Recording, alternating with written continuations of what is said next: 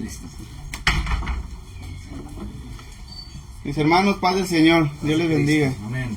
Vamos nuevamente a gozarnos, hermanos, gozarnos en meditar en la palabra, alabar y glorificar a nuestro Señor, hermanos, porque es lo único que vamos a hacer en la eternidad, hermanos, y es de mucho gozo que esto nos lleve a meditar en ello, hermanos.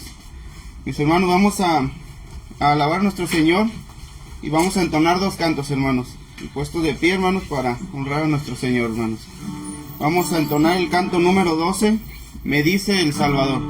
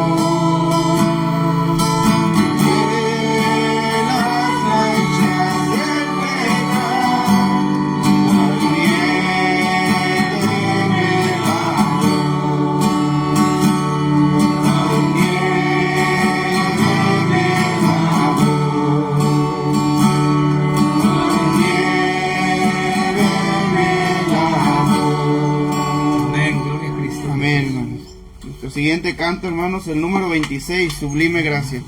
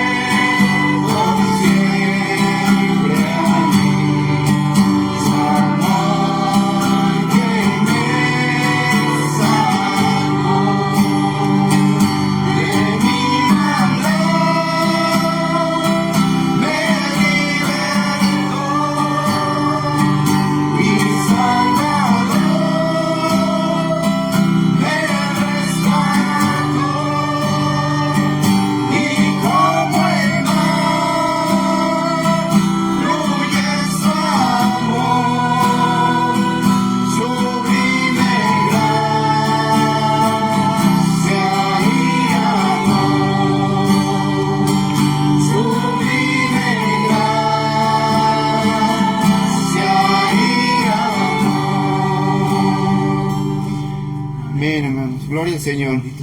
Sublime gracia, hermano. Amén. Bien, hermanos, vamos a meditar en la palabra del Señor con nuestro pastor, hermano. Gloria a Dios.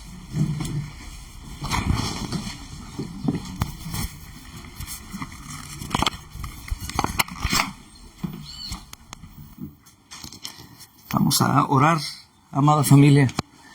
Padre Santo y Todopoderoso, gracias, Señor, nuevamente por darnos este tiempo, Señor, en Cristo, tu Hijo amado, en quien tenemos reconciliación contigo, Señor.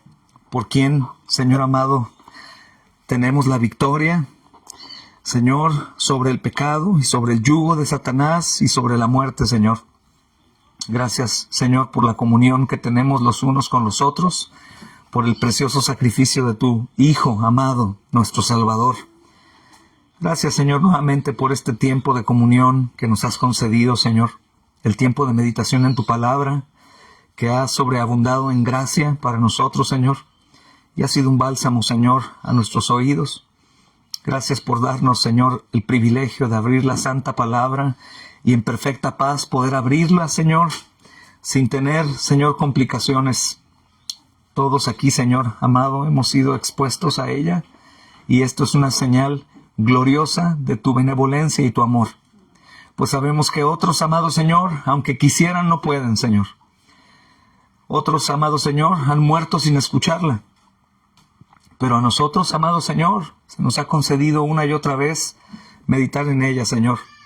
Damos gracias por ese beneficio, por ese privilegio inmerecido, Señor. Obra en tu palabra, mi Dios bendito, y danos lo que necesitamos a todos, amado Señor, para disfrutar, Señor, de tu misericordia, para ser edificados, amado Señor, en tu palabra, para que los perdidos sean salvos, amado Señor, para que los que están cansados reciban descanso y el que esté afligido reciba consuelo, Señor.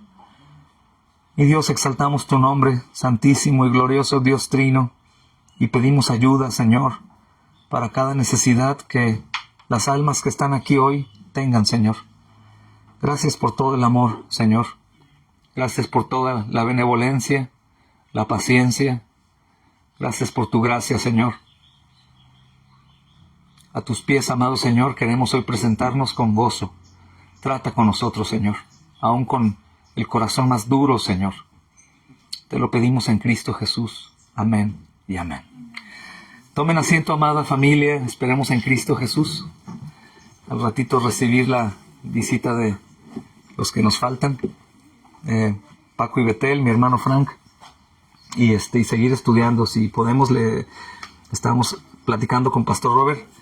Si podemos tener 3 estudios para terminar lo que nos habíamos propuesto, pues qué bendición. Esperemos en el Señor, hermanos. Estamos estudiando en esta breve serie en el libro de Jonás, así que abran la Biblia otra vez, amados, en Jonás.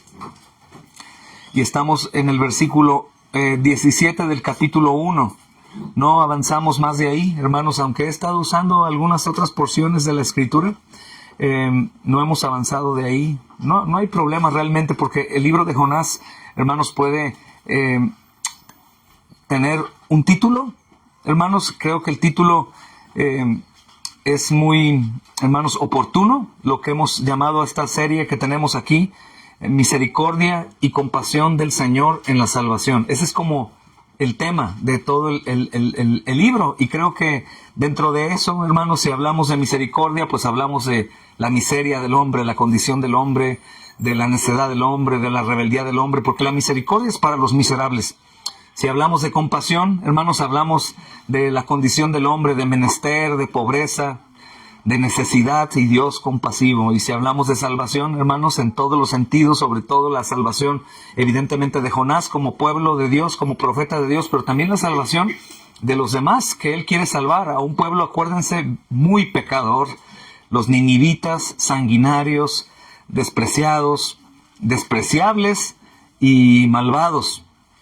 Dios es un Dios de mucha misericordia y compasión. Y estábamos viendo en los 3 sermones pasados, hermanos, todas estas cosas que envuelven el contexto del libro. Y justamente ayer, si no han olvidado, hablábamos de la gran compasión que tiene el Señor, que aún en medio de nuestro pecado, hermanos, en medio de nuestra rebeldía, en medio de la condición nuestra, que es en ocasiones terrible, hermanos, el Señor continúa amándonos, continúa, hermanos, teniendo misericordia y compasión de nosotros. Y recordábamos también, hermanos, el pacto que tiene con Él, un pacto que es eterno. Eso es increíble. ¿Cómo es posible que no podamos nosotros, una vez habiendo sido salvados, separarnos del Señor? ¿Cómo es posible que Él no nos desprecie y nos deseche y nos arroje, hermanos, a vivir en la oscuridad y en nuestras propias concupiscencias, sino antes bien Él, aún en nuestro pecado, Él envía disciplina o juicio, pero Él se muestra compasivo, de tal forma, hermanos, que podemos saber que cuando pasamos por el fuego de la prueba que el Señor envía, o por el fuego de la disciplina que el Señor envía, a fin de cuentas tiene un propósito bueno en nuestra vida. Cuando somos avergonzados a causa del pecado, porque tú sabes que si hay algo que nos duele en el pecado a causa de nuestro pecado, escucha, algo que nos duele, hermanos, por nuestro pecado, a causa de nuestro pecado, es que seamos descubiertos en el pecado. Cuando somos descubiertos en un pecado, hermanos, se siente terrible. Creo que todos sabemos, a causa de nuestro pecado, que nos duele más que nos descubran que a pecar. Es decir, podemos pecar y tal vez no hay un dolor tan profundo, que bien hay un dolor en el creyente, pero tristemente es la realidad, que no hay un dolor tan profundo, pero sí hay un dolor profundo cuando nos descubren. Tal vez podemos, hermanos, sentir repudio hacia nosotros mismos al pecar, pero sentimos mucha más vergüenza cuando nos descubren los demás. Es una realidad de nuestro pecado, hermanos, y Dios sabe eso. En realidad es maravilloso ver cómo el Señor, en su misericordia y compasión, no es como nosotros, no piensa como nosotros. Hoy mi esposa me hacía un comentario de su devocional que ella tiene y lee, y me hablaba de eso justamente, hermanos. Cómo nosotros, aún con un pecador, queremos usar la ley para aplastarlo, y el Señor, hermanos, usa la gracia para restaurarlo. Y creo que gran parte del error que tenemos, y por lo cual nos afectamos nuestra vida y nuestra percepción de las cosas de Dios y del goce del Evangelio, es que pensamos que Dios piensa como nosotros. Es decir, que cuando peco y alguien más peca, me trato al otro como si no hubiera gracia. Cuando un hombre peca mucho, hermanos, o una mujer peca, y yo sé que ha pecado, de pronto yo, el trato que le doy, si estoy en la verdad, obviamente, si estoy en el falso evangelio de todo está bien, siempre voy a cubrir el pecado del otro sin que él se arrepienta. Pero si estoy en la verdad, sé que el pecado es contra Dios, por lo tanto, corro el riesgo de tratar al pecador como si Dios no quisiera restaurarlo. Y es terrible. Dios no es como nosotros, gracias a Dios, que el Señor ha hecho en Cristo una obra al grado que cuando hay pecado, hermanos, y el pecador se arrepiente y es parte del pueblo de Dios, Dios lo ve con agrado, Dios lo ve con amor, Dios lo ve con misericordia, Dios lo ve como limpio, como si nunca hubiera pecado. ¿Puedo tener el ceño fruncido contra mi hijo que peca? Pero Dios, si mi hijo está en Cristo, no lo ve con el ceño fruncido, lo ve con misericordia. Esa es la realidad.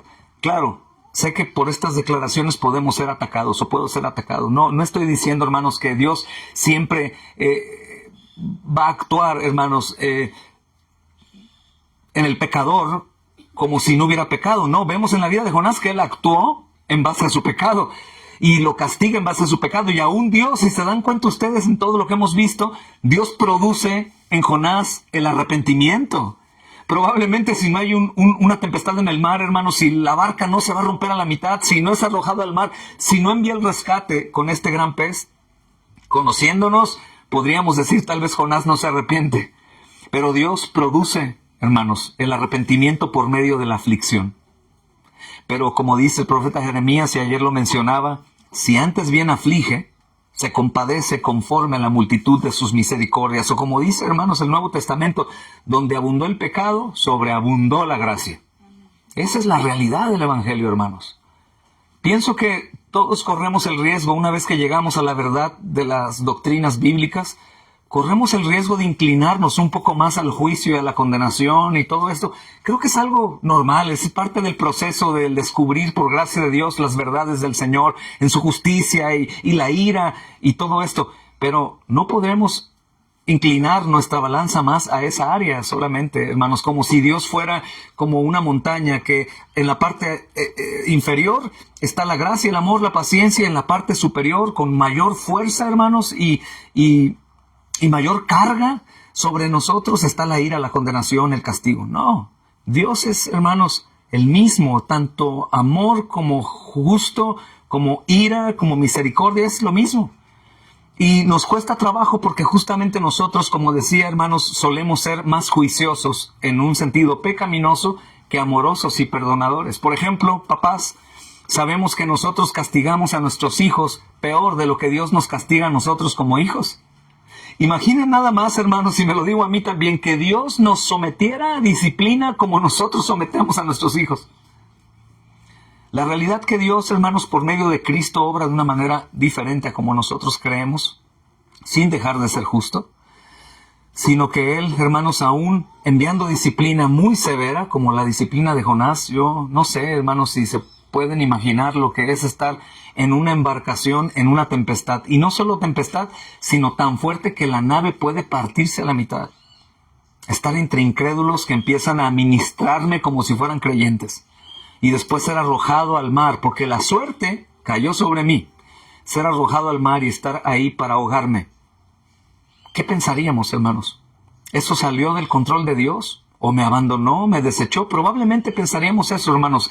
¿Qué está pasando? Dios, rescátame. Y Dios nos diría, yo mismo te he puesto ahí.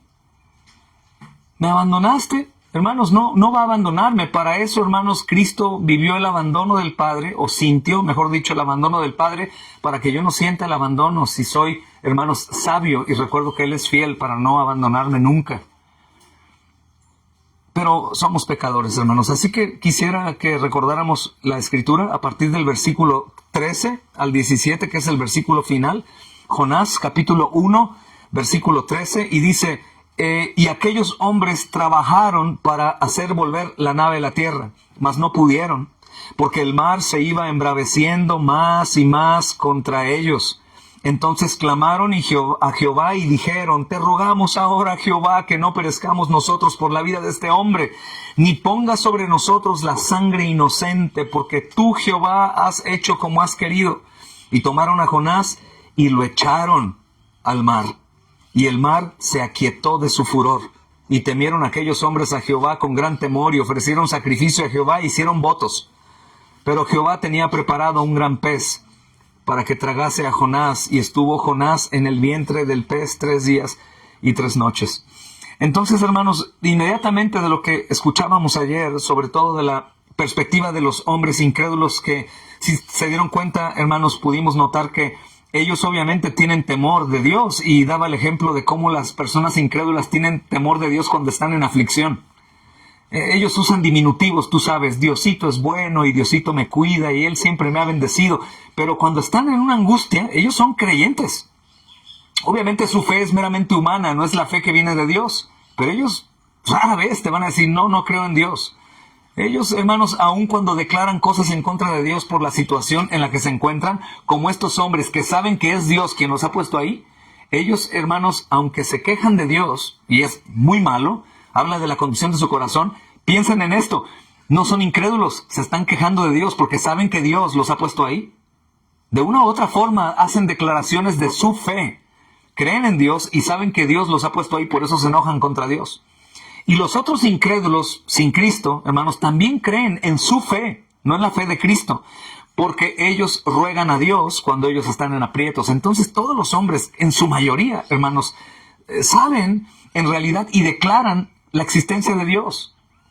Y tal vez decimos, un ateo no. Claro, hermanos, el ateo hace su declaración de creer en Dios cuando pelea contra Dios, porque si él no cree en Dios, ¿para qué pelea contra un Dios que no existe? Obviamente cree en Dios y pelea contra Dios porque no le conviene aceptar que hay Dios. Ese es su problema. Así que, hermanos, estos hombres dan una lección de cómo el pecador busca a Dios de una u otra forma, pero ellos son salvos. Yo particularmente, aunque vea aquí que parece que sí, hermanos, yo pienso que no. Yo pienso que esta declaración la hemos escuchado una y otra vez, como te decía, de muchas personas que no son salvas. Y es un riesgo creer que porque una persona dice, creo en Dios, tú digas, es un cristiano. Recuerda que la gente puede ver a Dios en la creación, puede creer en el Creador, pero si no tiene a Cristo no es salvo. Cristo es necesario, hermanos. La confesión en Cristo es necesaria. Y por otro lado, hermanos, vemos también la disciplina del Señor, como hablábamos ayer cuando tú y yo pecamos. Y aquí algunos se confunden. Por ejemplo, yo he escuchado de personas que dicen, es que yo pequé y Dios me castigó y me afligió y me humilló. ¿Y qué vas a hacer? ¿Presentar sacrificio y voto? como estos hombres? No, mi hermano, tu salvación está en Cristo Jesús. Tú te arrepientes, pides perdón y te levantas. Y no vas a vivir acongojado por el error que cometiste como si tú fueras a ser crucificado para pagar por ese pecado. Nunca. El llamado es al arrepentimiento, no a dormir como Jonás. El llamado es a pedir perdón, no como Jonás, que prefirió ser arrojado al mar en lugar de pedir perdón a Dios. Si te das cuenta, él hasta aquí no ha pedido perdón a Dios. Entonces el cristiano tiende a pensar esto: todo va bien mientras las cosas van bien, pero de pronto peca, comete un error, no hace lo que es conforme a la voluntad de Dios, y de pronto él cae en disciplina y siente que la disciplina es para purgar su pecado. Y ni modo, hermano, acepto lo que me pasa, pues Dios me está afligiendo. ¿Por qué? ¿Porque pequé y me va a llevar al arrepentimiento? No, él dice, porque me está afligiendo porque pequé, y bueno, que me aflija hasta que él crea que yo ya pagué, en pocas palabras. Es un error, es una línea tan delgada, hermanos. Si bien Dios nos aflige, si te das cuenta, no pone a Jonás a trabajar como estos hombres tratando de huir del mar aunque esté en calma. No dice, Jonás, ahora ponte a trabajar, como los incrédulos dijeron, y se pusieron a trabajar. ¿Qué me dice esto? Religiosos. Obras para justificación. Jonás ni hizo el intento, ni Dios le dijo ponte a trabajar. Simplemente lo puso en una condición en donde Jonás no puede hacer nada. ¿Cómo estamos nosotros, hermanos, en Cristo? ¿Qué podemos hacer para nuestra salvación? Nada, hermanos. ¿En dónde estamos? En un océano en donde, aunque sepamos nadar, no vamos a flotar por mucho tiempo. No podemos hacer nada. Solamente Dios. Y mucho mejor que esto, hermanos, aunque nosotros caemos en ese océano de disciplina, Dios mismo tiene su mano, hermanos, aquí. Pienso en una imagen que vi algún día de un niño que está llorando sujeto de una cuerda en el agua, en un río. Y la mamá está riéndose. Y el niño está sufriendo terriblemente, siente que se va a cansar y se va a ahogar. Y la mamá agarra sus piernas y las baja y el agua le llega al ombligo. El niño estaba imaginándose ahogarse, aunque tenía una cuerda y podía pisar, pero él sentía que no podía. Hermanos, cuando Dios nos disciplina y nos mete en el mar de la aflicción para disciplinarnos, Él no está queriendo que yo nade a la orilla. Él no quiere que yo me esfuerce tanto para flotar y estar como un muertito ahí hasta que me rescate alguien más. No, hermanos, hay un contraste. Si ustedes notan en esta porción de la Biblia, podemos ver que los incrédulos trabajan para salvarse. El creyente, aún en rebeldía, no hace nada. Dios lo pone en el mar. Y Dios envía un pez que es de Dios para que rescate a su hijo. Es increíble. No tengo que hacer nada. Me arrepiento, pido perdón. El Señor me sostiene. ¿Por qué aflige a Jonás después de esta tribulación en el barco y ahora arrojarlo al mar solo, hermanos, oscuro, terrible? ¿Por qué? Jonás no se arrepiente.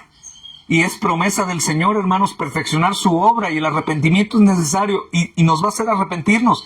Si tú eres incrédulo, te va a hacer que te arrepientas. Te va a hacer que te arrepientas y te va a hacer que creas si Él te ha escogido para ser pueblo suyo. Y si tú eres un creyente rebelde, el Señor va a enviar juicio, no condenación, juicio, disciplina, y créeme, va a afligirte a fin de que te arrepientas, pero no para destruirte, sino para levantarte. Así que, hermanos, un punto importante que tenemos aquí, que debemos decir, que Dios, hermanos, a pesar de la disciplina a Jonás, Él da una gran liberación, hermanos, en medio de este juicio divino. Si ustedes recuerdan cómo fue librado, por ejemplo, el pueblo de Israel, hermanos, es increíble. Es un pueblo rebelde, es un pueblo, hermanos, que fue rescatado del yugo de Egipto. El mar se abre enfrente de ellos. Creo que nosotros diríamos, si yo fuera Israel, yo no hubiera renegado contra Moisés y contra Dios. Realmente ese pueblo es terrible. Hermanos, somos peores, porque ellos no conocían a Cristo. Ellos vieron la liberación de Egipto, ellos vieron el mar abierto, ellos vieron las columnas de humo y fuego, ellos recibieron maná. Es increíble. Es más increíble recibir a Cristo, tener a Cristo. Más grande que cualquier milagro, es el gran milagro del cielo. Y aún así nosotros actuamos como si no lo conociéramos en ocasiones. Somos peor, hermanos, porque aparte no somos el pueblo, hermanos, de Dios como nación, como el pueblo de Israel. Somos gentiles, mucho peor, hermanos. Nuestra costumbre desde niños y por generaciones es eso, no adorar al Dios verdadero. Somos, no Jonás, hermanos, en este sentido. Somos como estos hombres paganos que adoraban a dioses falsos. y ahora se nos ha dado a Cristo y deberíamos de gozar, hermanos, de esta misericordia mucho más de lo que gozó el pueblo de Israel. Somos injertos nosotros. Pero así somos de pecadores, hermanos. Mas, sin embargo, cuando el Señor aflige, hermanos, a Israel, por ejemplo, el Señor, hermanos, a pesar de que ellos se rebelan contra Él, se quejan contra Él, claro que los hermanos los pone en disciplina, pero Él mismo los saca de grandes juicios y los protege siempre de todo mal, hermanos. Siempre los protege de todo mal, una y otra vez, y el Señor una y otra vez busca su misericordia. Se refiere al pueblo de Israel como una mujer, como una fornicaria, y le dice, nunca más vas a volver a fornicar. Él mismo la sujeta a disciplina, pero Él mismo la rescata de la disciplina. Esto es maravilloso, hermanos, porque si ustedes se acuerdan, hermanos, como los primeros capítulos, los 4 al menos del libro de Éxodo, hermanos, podemos notar que hay una similitud con los marineros que iban con Jonás y no perecieron, sino que son salvados al ejecutarse el juicio divino sobre Jonás. Aún ahí Dios tiene misericordia. Hermanos, podemos ver cómo la vida de alguien que es del pueblo de Dios es tan importante, hermanos, en Cristo. Y sin temor podemos decir, ¿es tan importante para Cristo? ¿Es tan importante? Hermanos, sabemos que Cristo es la joya de gran precio, pero ¿qué creen? La iglesia también es la joya de gran precio en Cristo Jesús. Y el Padre la cuida. El Padre la cuida. Hermanos, por un justo entre nosotros, un piadoso entre nosotros, todos podemos ser bendecidos. Y también, hermanos, por un injusto, no únicamente vamos a ser maldecidos nosotros, hermanos, por su vida, por el juicio, sino aún toda un país o un continente completo, o aún el mundo. Piensen, por ejemplo, en Hitler. Es un hombre impío, despiadado. No es el único que sufre. Sufrió muchísima gente junto con él por su maldad, hermanos. De la misma forma, hermanos, vemos que Jonás está siendo disciplinado y otros sufren, pero en la bondad de Dios, hermanos, porque es suyo, Él quita el juicio de los incrédulos y también salva a Jonás. Una y otra vez el Señor muestra su misericordia, hermanos, y ahora en el turno que tiene Jonás para enseñarnos el Señor a través de él, hermanos, él experimenta un gran lío, una tribulación terrible, arrojado al mar. Yo no sé si Jonás está diciendo, ni hablar, ya me voy a morir, no importa. No creo. Yo pienso que en el amor que Dios ha puesto en Jonás, Jonás piensa, estos hombres son inocentes, no pueden pagar por mi error, he sido negligente, arrójenme. Lo terrible del corazón de Jonás, como nuestro corazón, insisto, es que Jonás pudo arrepentirse, pedir perdón. Dios, perdóname. Si estos hombres clamaron, oh Dios, apiádate de nosotros, no nos vayas a castigar por este hombre. Jonás debió haber hecho lo mismo, hermanos, y más sabiendo nosotros que el que se arrepiente y confiesa sus pecados, apartándose de ellos, alcanza misericordia. ¿Y de quién viene la misericordia? De Dios. ¿Por qué no pides perdón y te arrepientes? Te mencionaba ayer. Tan fácil como humillarnos delante de Dios, en lugar de aceptar el castigo. Como te decía, como un niño, un joven, que castigamos y dice, está bien, castígame. Caray, no es lo que quiero como padre. Como padre quiero que pida perdón y se arrepienta. Y está bien, castigamos, pero la relación con mi hijo es buena porque me pidió perdón y se arrepintió. A diferencia que si no pide perdón y se arrepiente, lo castigo, pero mi relación con él es con una línea, hasta que se arrepienta. Tan fácil, hermanos, como humillarnos delante de Dios, pidiendo perdón y arrepintiéndonos. Bueno, al principio nos dice la Escritura que tenía que ir a Nínive a anunciar juicio, pero también arrepentimiento para perdón. Jonás 1:2. Y nada más y nada menos, hermanos, que el juicio de Dios, la ira de Dios contra el pecado. Lo que en principio no entendía o no quería Jonás, que yo soy de la idea que él no quería perdón para los demás, como en ocasiones nosotros no queremos perdón para los demás. Y es que este anuncio, hermanos, era a su vez, era un anuncio de juicio, pero a su vez era un anuncio de perdón. Tal vez Jonás, hermanos, quería juicio, pero cuando el Señor le da a entender a Jonás que los va a perdonar si se arrepienten, es donde Jonás no quiere. Hermanos, todo esto va a experimentar Jonás, y toda esta experiencia, como es pueblo de Dios, le va a servir a Jonás para experimentarlo y no para condenarlo. Lo va a hacer experto en saber cómo Dios, hermanos, es digno de obediencia, cómo de Dios nadie se burla, y cómo la desobediencia suya trae consecuencias. Una parte importante, hermanos, que tenemos que recordar que mi desobediencia y tu desobediencia como creyentes, por gracia de Dios, hermanos, no va a salirse con la suya. Es decir, si tú y yo desobedecemos, sabemos, somos amados, pero las consecuencias no las vamos a evitar. No las vamos a evitar. Si un creyente está cometiendo adulterio, por ejemplo, y cae en adulterio físico, ya no mental, sino físico, probablemente él se va a meter en un problema aunque sea creyente. Tal vez va a contraer una enfermedad, o su esposo o su esposa lo va a descubrir y lo va a divorciar. Es decir, las consecuencias van a existir. Mas sin embargo, siendo pueblo de Dios, el amor de Dios no cambiará para él. Eso es sorprendente. Y no va a cambiar no únicamente porque Dios es amor, sino porque en Cristo se sella la promesa. Se sella y nadie lo puede cambiar. Nadie puede llegar a devolverle a Dios lo que Cristo le dio. Nadie puede llegar al precio. Por eso el Evangelio es tan glorioso. Y Jonás, hermanos, obviamente va a terminar al final haciendo lo que Dios dijo, hermanos, pero ya con experiencia, ya ha cambiado.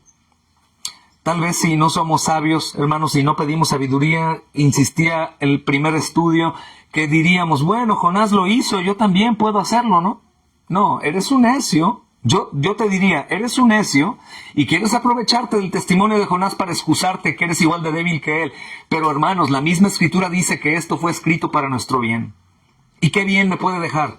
Escudarme en la vida de Jonás y en sus errores para decir, yo cometo los errores igual que Jonás porque a fin de cuentas soy pecador. ¿Qué no recuerdas a Pablo que dice, miserable de mí, ¿quién me libra de este cuerpo de muerte? Entonces yo hago lo mismo. No, hermanos, si el testimonio está aquí es para no repetirlo. Para saber hasta dónde podemos llegar y no llegar ahí. ¿Por qué? ¿Por qué quieres estar en una nave tratando de huir de Dios? ¿Por qué quieres que Dios te descubra delante de incrédulos y que los incrédulos te den cátedras de lo que es voltear a ver a Dios? Que Dios te enjuicie y te arroje al mar y que estés en un océano. ¿Por qué? Si podemos nosotros, hermanos, de inmediato ir al Señor en arrepentimiento, sabiendo que contra Él pecamos y pedirle perdón y ser librados. Si bien Él tiene a bien pasarnos por una disciplina, diré, me lo merezco, Señor, pero sé que vas a tratar conmigo para mi propio bien y no irme enfriando cada vez más, hermanos. ¿Hasta dónde llega, hermanos, el juicio que Dios tiene contra Jonás y la disciplina que tiene con él, aunque tiene preparado su rescate? Bueno, hermanos, esta porción del libro es maravillosa porque nos muestra, por supuesto, a Cristo. Ahora no únicamente a nosotros como hombres pecadores, sino es una sombra de Cristo Jonás. Y vamos a ver por qué, hermanos. Jonás fue una sepultura. ¿Cuál sepultura? El agua, hermanos. Si ustedes recuerdan lo que dice el apóstol Pablo en su epístola a los Romanos, es muy interesante, porque en el capítulo 6 hace referencia al bautismo en Cristo. Y dice, hermanos, justamente el capítulo 6 de la epístola a los Romanos, ¿qué pues diremos? Versículo 1. ¿Perseveraremos en el pecado para que la gracia abunde? En ninguna manera. Y mira lo que viene a continuación. Porque los que hemos muerto al pecado, ¿cómo viviremos aún en el pecado? ¿Verdad? ¿O no saben que los que hemos sido bautizados, tiene que ver con agua, sea simbólico o literal, tiene que ver con agua, hermanos? En Cristo hemos sido bautizados en su muerte porque somos sepultados juntamente con Él. En el bautismo somos inmersos en agua y simboliza el ser sepultado en el agua.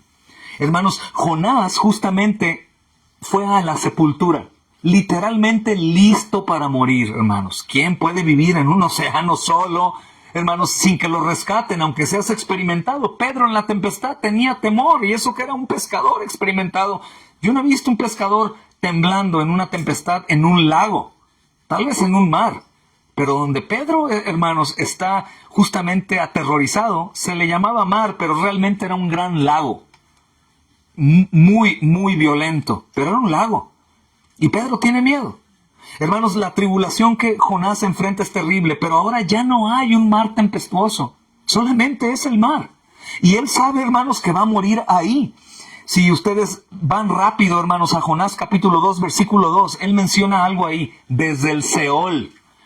Y es interesante, hermanos, porque si Jonás está mencionando esto, dice, y dijo Jonás, invoqué en mi angustia a Jehová y él me oyó. Desde el seno del Seol clamé y mi voz oíste. Entonces, hermanos, tanto el agua como el pez para Jonás es la muerte. Él literalmente está ya en el pabellón de la muerte cuando cae al agua. Va a morir.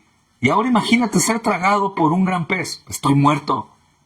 Jonás no conoce otro pez igual, hermanos. Nosotros conocemos al pez y tal vez los que estamos, hermanos, con conocimiento bíblico, si una gran ballena, como una noticia que acaba de salir, justo me la enseñó mi esposa ayer, en Chile, una ballena jorobada se tragó a un joven en su kayak y lo escupió como a los 3 segundos. El joven dice, papá, casi me traga. No, te tragó. Lo tragó. Él tal vez, hermanos, evidentemente no es un creyente, pero si un creyente experimentara en el mar, en Sayulita, por ahí, por Tepic, una ballena jorobada tragándolo, o una ballena gris, no recuerdo cuál es la que aparece ahí, que lo traga, tal vez en su mente pasaría, bueno, Jonás estuvo ahí, el Señor lo libró, Señor, líbrame, no sé. Pero para Jonás es nuevo, hermanos. Y Jonás menciona aquí una palabra que, qué bueno que está aquí, porque algunos piensan que tanto Hades como Seol significa infierno. La realidad, hermanos, es el lugar de muerte, tanto para incrédulos como para creyentes. Es el lugar de muerte. Uno tiene que ver con el sentido físico y otro con el espiritual. Pero él dice desde el Seol, él no dice el infierno, porque no hay condenación para el que es de Cristo. No hay condenación para el pueblo de Dios, hermanos. Él está en el lugar de muerte. Así que Jonás prácticamente dijo, estoy muerto. Y podemos decir, hermanos, que el mar obviamente es la tumba. Pero incluso allí, hermanos, lo alcanzó la mano poderosa del Señor y lo rescató. Jonás era culpable. Jonás merece la muerte. La paga del pecado es muerte. Pero, hermanos, Cristo murió por Jonás para que Jonás no tuviera que morir como expiación por su propio pecado. Es increíble, hermanos, saber que sí va a haber consecuencias por nuestros pecados, pero que Cristo pagó, hermanos, la condenación en lugar nuestro. Y que yo no voy a morir para expiar mi culpa. Yo no voy a morir ni sufrir para lavar mis pecados. Escucha, cuando digamos Dios me está puliendo porque me está pasando por el fuego de la prueba, nunca pensemos que me está puliendo para yo limpiar mis propios pecados. Algunos creen eso. Es que Dios está puliéndome y en su mente de inmediato piensan que falta un porcentaje de la obra de Cristo, hermanos, haciéndome que yo pague con mi sufrimiento.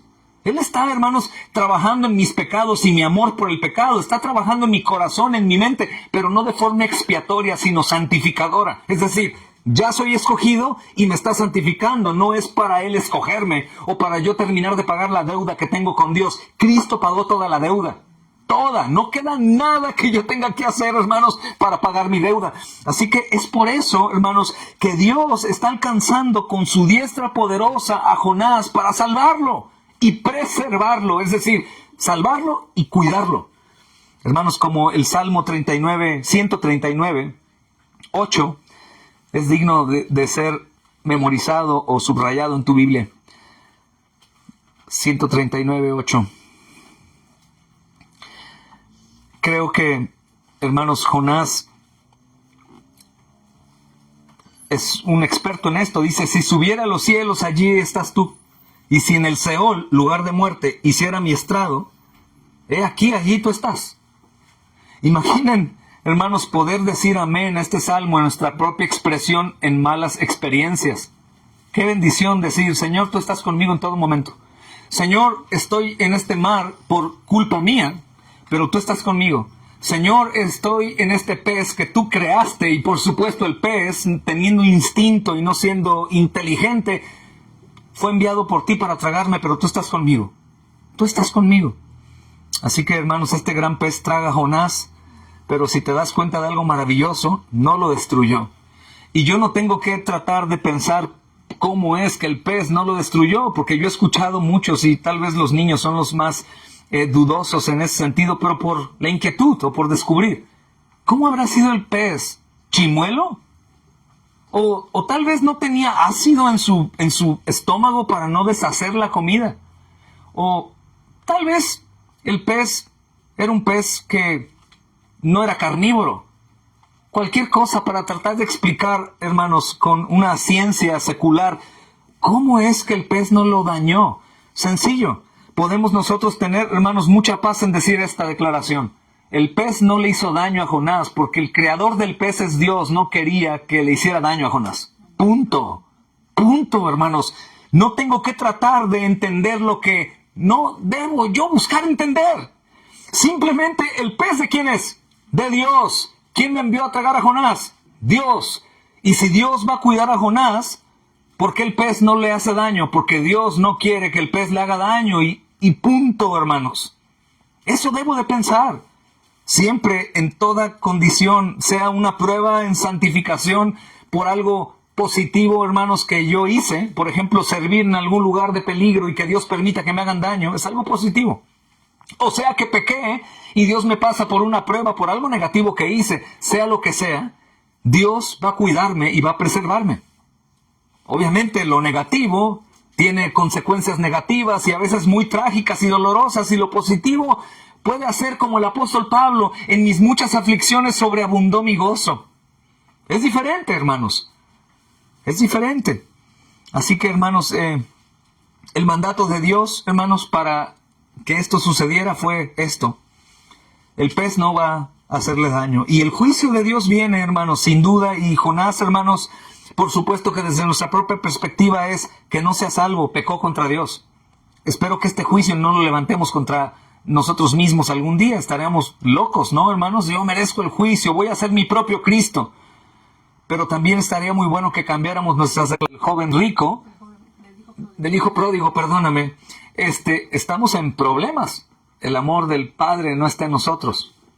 Porque el Padre del hijo pródigo lo recibe antes de que el hijo pródigo llegue. ¿Y por qué nosotros no vamos a recibir un pecador antes de que él venga clamando misericordia y tocando la puerta, y todavía yo escondiéndome y diciendo, no estoy?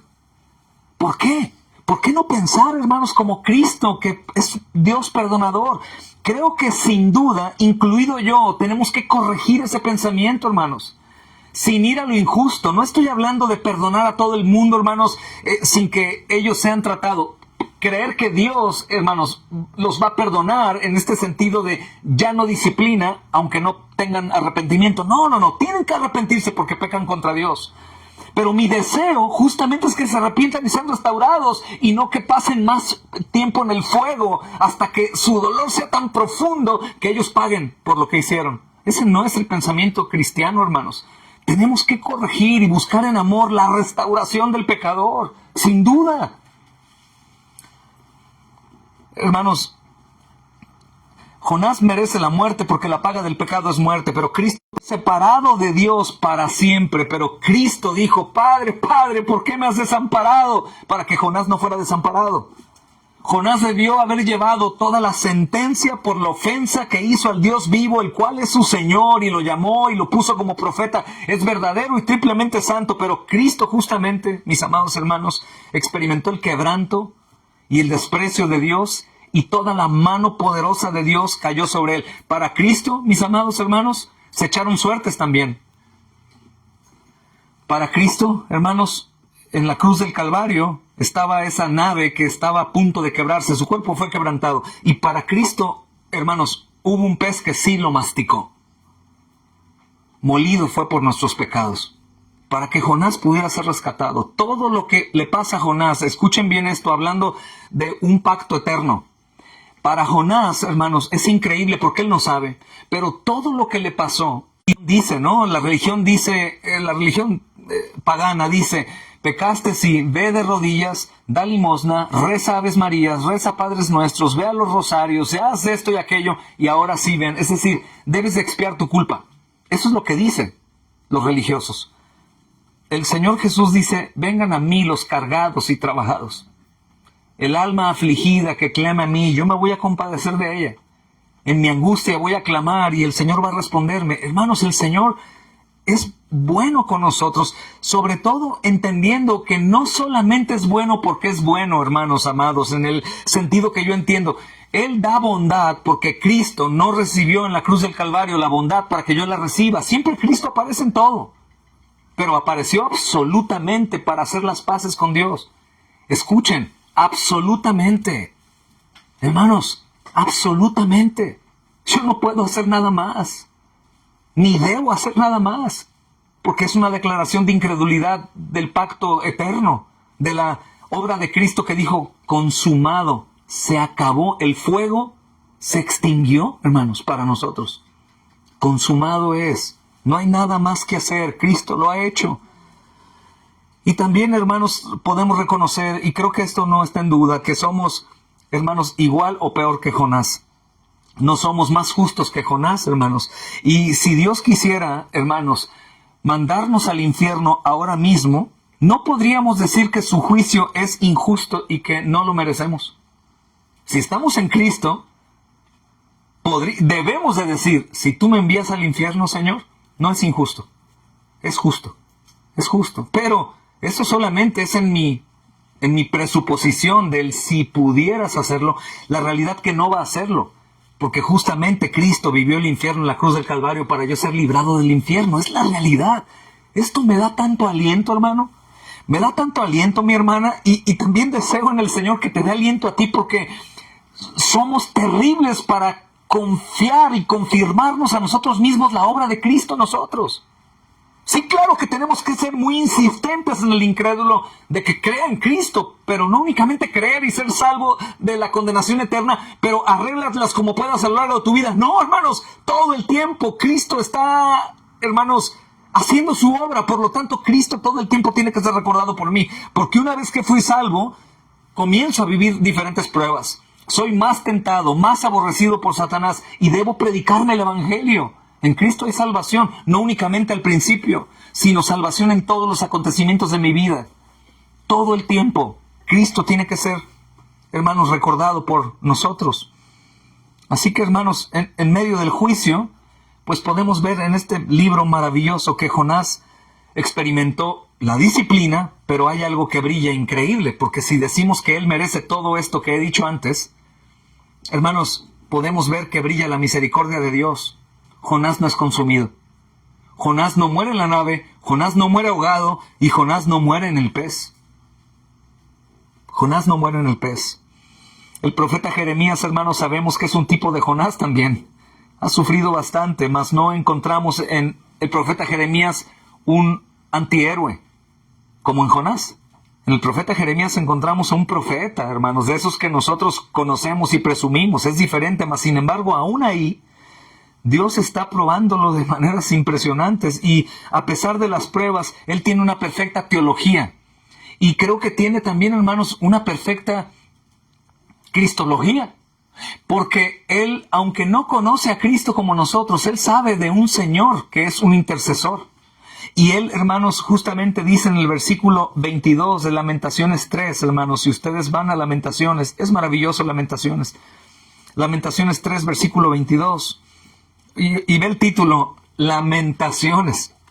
Dice, por la misericordia de Jehová no hemos sido consumidos, porque nunca decayeron sus misericordias, nuevas son cada mañana, grande es tu fidelidad. Mi porción es Jehová, dijo mi alma, por lo tanto en él esperaré. ¿Quién lo dijo? Jeremías. Y Jeremías, hermanos, seguramente puede ser susurrado por Satanás diciéndole, Dios te odia. Mira nada más tu vida miserable, lloras y lloras y lloras y te lamentas. ¿Y quién es el que orquestó tu dolor? ¿Quién orquestó tus tribulaciones? Tu Dios. Jeremías sabe que Dios tiene un trato especial con nosotros. Y aunque Jeremías no es Jonás en desobediencia y en rebeldía a ese grado, hermanos, Jeremías es un pecador que ha alcanzado misericordia de Dios. Y Jonás ha alcanzado misericordia para ser pueblo de Dios y también ha alcanzado misericordia para ser un profeta de Dios. Y él sabe que no tiene nada que merece, sino todo lo que tiene en cuanto a llamado y ministerio es inmerecido. Así que todas las tribulaciones que vienen a la vida de Jeremías, para él no son tropiezo para dejar de creer en Dios. Al contrario, él dice, mucha misericordia hay, porque si el Señor me diera lo que yo merezco, estaría consumido. Mira el verso 22, por la misericordia de Jehová no dice no han sido, no hemos sido consumidos. Y tal vez el diablo dice, ¿más consumido, Jeremías? No, hermanos, Jeremías sabe que pecar contra Dios o ser un pecador frente a un Dios triplemente santo es terrible. No, es no vivir. Y Jeremías está vivo y sufre por la causa de Dios. Y él dice, cuán grandes son tus misericordias. Y por supuesto que necesita un mensaje, predicarse a sí mismo, como nosotros también en momentos de tribulación. Versículo 23 dice, tus misericordias son nuevas cada mañana. Cada mañana me levanto, aún en aflicción, pero tú eres un Dios misericordioso. No me has dado conforme a lo que yo debería de recibir. Y dice, grande es tu fidelidad. ¿Qué? ¿Hacia quién? ¿Hacia Jeremías? Obviamente no. Jeremías sabe, hermanos, que no basa a Dios la fidelidad suya en la vida de Jeremías. Fidelidad a él mismo, a Dios mismo. Grande es tu fidelidad. Y dice el versículo 24, para poder, hermanos, fortalecer la fe de Jeremías. Mi porción, es decir, mi alimento diario, lo que yo necesito es Jehová.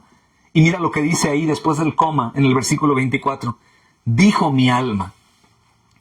Tal vez su mente, hermanos, su corazón y su ánimo están en lamento. Pero el alma, hermanos, que el Señor ha comprado, le predica al mismo Jonás. Sucede al revés del salmista cuando dice, bendice alma mía al Señor. Y bendiga todo mi ser tu santo nombre. Ahí su mente está diciéndole a su alma, bendice al Señor.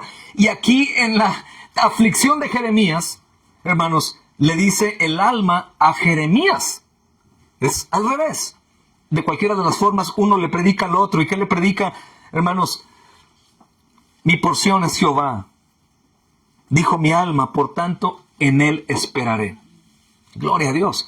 Dice el versículo 25, bueno es Jehová a los que en él esperan, al alma que le busca. Dice, a los que en él esperan. Así que, hermanos, Dios no quería la muerte de Jonás, hermanos, y tampoco Dios quiere tu muerte, si eres creyente. No quiere, hermanos, Dios la muerte de su pueblo. No la quiere, hermanos. Disciplina, sin duda lo hemos visto. Toda la Biblia está llena de disciplina para los hijos de Dios, tanto por su pecado como también para su santificación, y ambas servirán para el mismo propósito. Y por eso, hermanos, el Señor nos muestra que no quiere nuestra muerte. ¡Qué bendición! Un gran pez en la tribulación. Hermanos, podríamos pedir un gran pez en nuestra tribulación, pero no nos envió un pez. Dios ahora mostró su amor para con nosotros en que siendo aún pecadores, Cristo fue enviado al mundo para morir por nosotros. Es mejor Cristo que cualquier pez. Hermanos, Él nos preparó este Salvador para que nos libre del pecado, que es lo que hace justamente que estemos en la condición que estamos, y Él nos hace libres de la esclavitud del pecado. Si te das cuenta, es interesante, libres de la esclavitud del pecado. El pecado fue vencido, por lo tanto yo tengo todo lo que necesito para luchar contra el pecado. Algunos dicen, para ser perfecto. No. Perfecto es perfecto. Nunca voy a poder llegar a ser perfecto como Dios. Él dice, sean perfectos. Caminen siguiendo a Cristo para desear ser como Él. Pero hermanos, nunca llegaré a la perfección ni en la eternidad, porque el perfecto es uno, solamente es Dios. Y nunca seré igual a Cristo. Nunca. En toda la eternidad siempre seguiré aprendiendo y siendo hecho conforme a su imagen y nunca lo alcanzaré. Nunca a perfección. Pero Dios, hermanos, nos muestra que no quiere mi muerte. La paga del pecado era muerte y ahora en Cristo tengo vida eterna. La resurrección me recuerda mi vida eterna, mi resurrección. Dice Cristo, hermanos, el que crea aunque esté muerto vivirá. ¿Qué temeré? ¿Qué temerás si a lo que tememos y huimos es la muerte? Es lo peor a lo que huimos. Corremos al médico cuando un hijo está enfermo o yo estoy enfermo, porque dentro de todo tenemos temor a morir. ¿Pero cómo? Hermanos, no vamos a arrojarnos a la muerte, ¿no? Vamos a tratar de resguardar nuestra vida, cuidar el templo del Espíritu Santo, pero la muerte ya no debe darme temor a mí, porque fue vencida en Cristo. Y si nosotros, hermanos, ponemos atención, el Señor aún desea que nosotros procedamos al arrepentimiento. Si nos preguntamos, ¿por qué si Cristo ya murió? ¿Por qué si Cristo ya pagó por mis pecados? ¿Por qué cuando peco sigo yo siendo disciplinado? Pues porque Dios quiere que proceda al arrepentimiento cuando Él me disciplina. ¿Para qué? Para que yo siga disfrutando de sus misericordias. Porque si no nos arrepentimos, no disfrutamos de sus misericordias. El sol no me llena, el agua no me llena, mi familia no me llena, el clima no me llena, el mar no me llena, nada me llena. Está el día precioso, tengo salud, tengo familia, pero en mi percepción de las cosas estoy en oscuridad, como sin esperanza. Harto, amargado, triste, con miedo, con afán, buscando cómo pecar como un vicioso. ¿Por qué? Porque no hay arrepentimiento. El arrepentimiento trae sanidad a mi corazón, hermanos. Trae salud a mi alma. y me siento pleno y gozo de sus misericordias. Qué bueno eres, Señor. Qué bueno eres, Señor. Él quiere que nos volvamos a Él. Cuando decimos que el arrepentimiento es volvernos a Cristo, es dejar de ver todo lo que no me satisface para ver aquel que sí me satisface. Eso es el arrepentimiento, hermanos. No es lavarme y tallarme en mi pecado. No se puede lavar ni con cloro. Es encontrar pleno gozo viendo a Cristo. Y dejar de verme a mí, mis circunstancias, mis problemas, mis afanes. Ver a Cristo, hermanos. Y cuando estoy en pecado, si yo no voy al arrepentimiento, no creas que el pecado va a parar por sí solo. El pecado es corrosivo. Y si yo no me arrepiento, hermano, yo no voy a ser librado de mi pecado. Al contrario, va a ir de mal en peor. De mal en peor. Podemos verlo, por ejemplo, hermanos, claramente en una persona que mata una vez. Mata una vez y fácilmente va a volver a matar. Una y otra vez. Si una persona roba en alguna tienda, un niño que empieza a tomar un dulce en la tienda y se lo roba, créeme, muy probablemente en unos años lo vamos a ver en un penal. Robó y robó y robó y robó. El pecado nunca se detiene. Una persona que es adicta a ver pornografía, por ejemplo, esa persona no va a parar. Va a ir más y más y más y más y más. Y su pecado va a ser un caos en su vida. Y en la vida de su esposo o su esposa. Así es, hermanos. El pecado mata. El pecado es corrosivo. ¿Y cómo lo freno? ¿Cómo freno el poder del pecado? En Cristo, recordando que Cristo lo ha vencido. Me arrepiento, me pongo a cuentas con el Señor y Él no me da un nuevo perdón salvador. Yo restauro mi relación con Él como mi Padre. Como mi Padre, no como un Señor. Sálvame otra vez. No, hermanos, como mi Padre. Como mi Padre. Y así como Jonás, hermanos, no puede volver de lo profundo del mar a la orilla o a la comodidad de su casa, hermanos, porque es una sepultura para él. Nosotros tampoco podemos volver a Dios, hermanos, si intentamos nosotros lejos del arrepentimiento y de pedir perdón. Y creo que si tuviéramos la capacidad, hermanos, de volver a Dios por nuestra propia cuenta, la Escritura nos dice que no quisiéramos hacerlo. No querríamos hacerlo. Por eso no es ni nuestra fe la que nos lleva al Señor, es la fe de Cristo. Yo no lo haría. Aunque tuviera la capacidad de ver mi pecado y ver a Dios como triplemente santo y verme en problemas porque voy a morir y voy a ir al infierno, yo no iría. Yo diría, yo no quiero a Dios para nada. No lo quiero. El Señor tiene que hacer su obra en mí para que yo lo haga. Por eso podemos ver claramente, hermanos, el juicio de Dios sobre Jonás. Él lo pone en una barca, que existe la barca, porque, hermanos, porque hombres hicieron la barca y esos hombres Dios los hizo y la hacen de madera y esos árboles de madera proveyeron hermanos, la madera para el barco. Él va al mar, hermanos, Dios hizo el mar. Él envía la tempestad, justamente Dios la hizo y Jonás está ahí. Después es arrojado por la decisión que los hombres tomaron, no, por la decisión que Dios tomó, porque la suerte descansa en el regazo de Dios.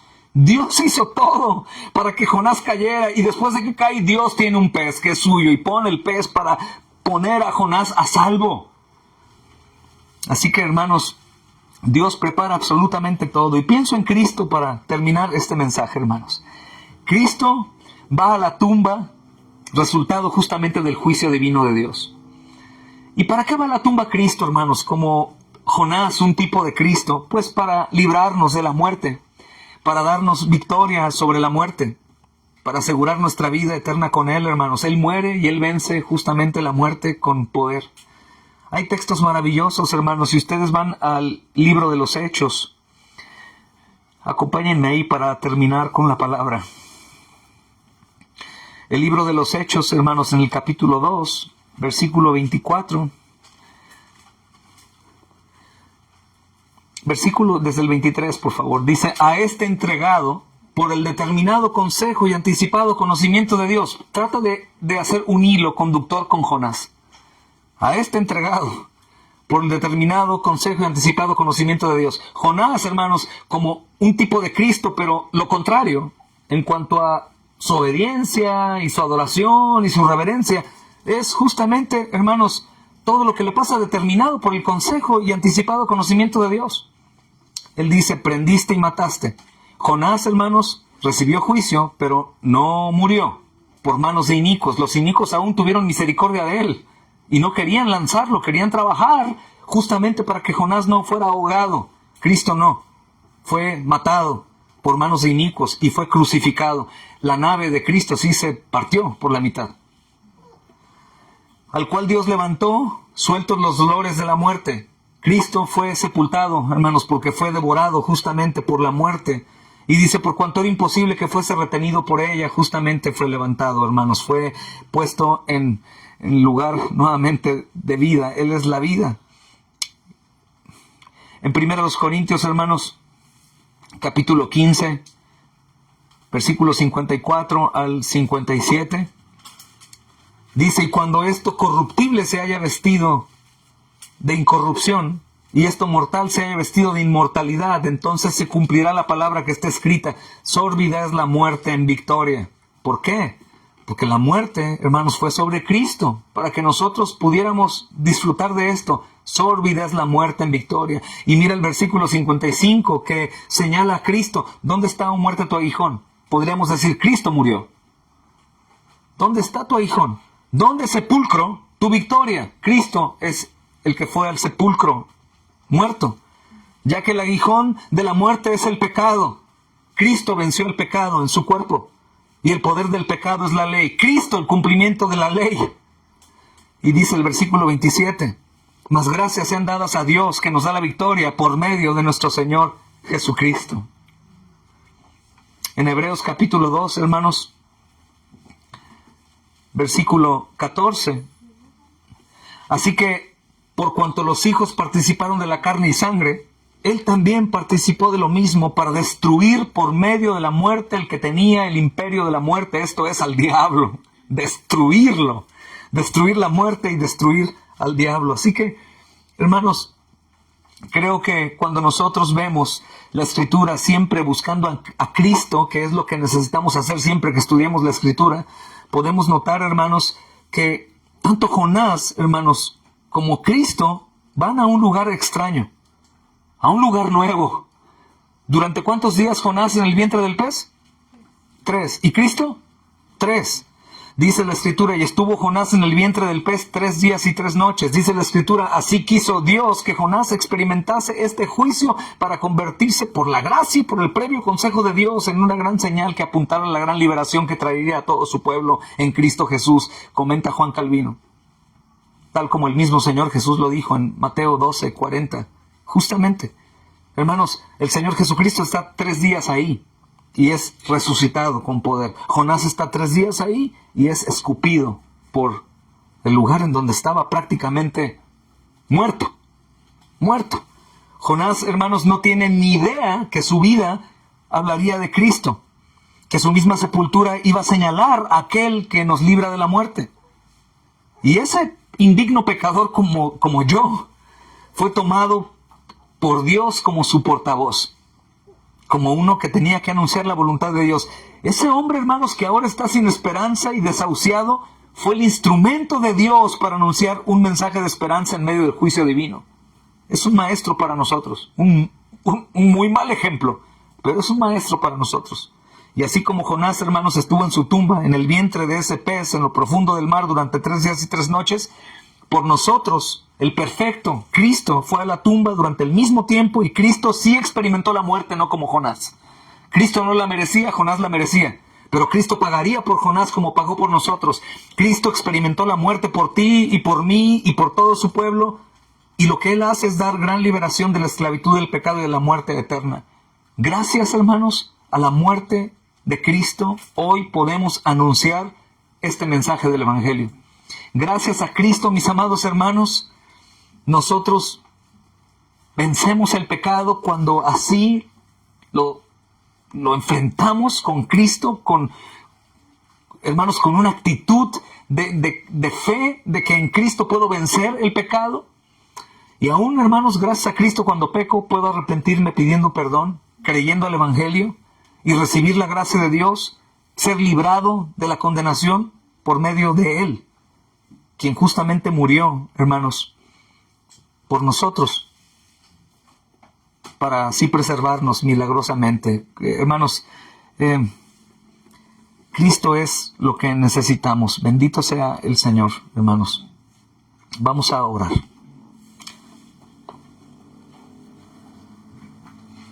Señor, gracias porque conforme a tus promesas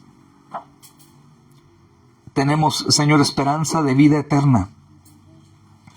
Gracias, amado Señor, porque nos enseñas en este libro a Cristo, Señor, al perfecto que estuvo 3 días en la tumba, así como Jonás, y él fue preservado, así como Jonás fue a la tumba, Señor, y figurativamente murió. Pero Dios preservó su vida para ponerlo como una señal de esta gran libertad, de tu soberana y misericordiosa gracia para salvación. Y así como Jonás fue milagrosamente preservado ese tiempo en el vientre del gran pez, porque tú, Dios, quisiste salvarlo y mostrar a muchos la gran salvación. Señor, nuestro Cristo precioso, Señor, también como el perfecto, como aquel que es puesto en ese lugar por nosotros, murió, Señor, y fue sepultado y resucitó al 3er día, Señor, como nuestro representante, como nuestro sustituto.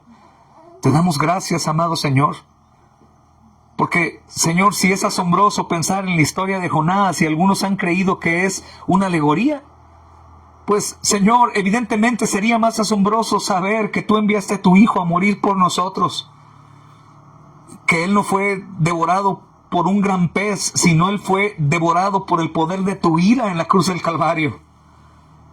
No es mucho mayor, Señor, es infinitamente más. Y, Señor, Jonás por su propio pecado y tú, Señor Jesucristo, por el nuestro. Gracias, Señor. Oramos que la palabra bendiga a tu pueblo, Señor. En el nombre de Jesús, amén y amén. Gloria a Dios. Ahí venimos. Gloria al Señor, mis amados hermanos, por su gracia inmerecida, hermanos.